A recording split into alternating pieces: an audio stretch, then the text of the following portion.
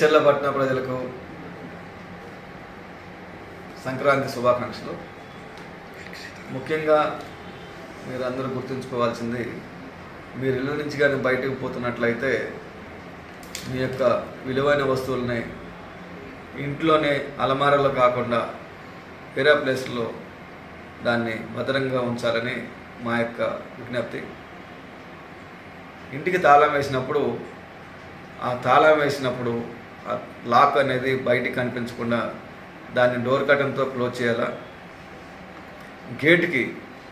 ఇంటి బయట గేట్కి ఎట్టి పరిస్థితుల్లో కూడా మీరు తాళాలు వేయకూడదు.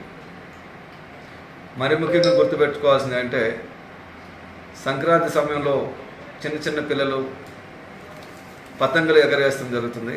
దానికి చైనా మాంజా అనేది నిషేధించడం జరిగింది. ఎందుకంటే దానివల్ల ఎంతోమంది హ్యాండ్స్ కట్ అవ్వటం కానీ, నెక్ కట్ అవ్వటం కానీ, దానివల్ల చిన్నపిల్లల మరణాలు సంభవిస్తున్నాయి. కాబట్టి మన గవర్నమెంట్ దాన్ని బ్యాన్ చేయడం జరిగింది. దాన్ని దృష్టిలో ఉంచుకొని ఎక్కడైనా కానీ ఉన్నట్లయితే దాన్ని గురించి సమాచారం పోలీసు వారికి ఇవ్వాల్సిందిగా విజ్ఞప్తి చేస్తున్నాం.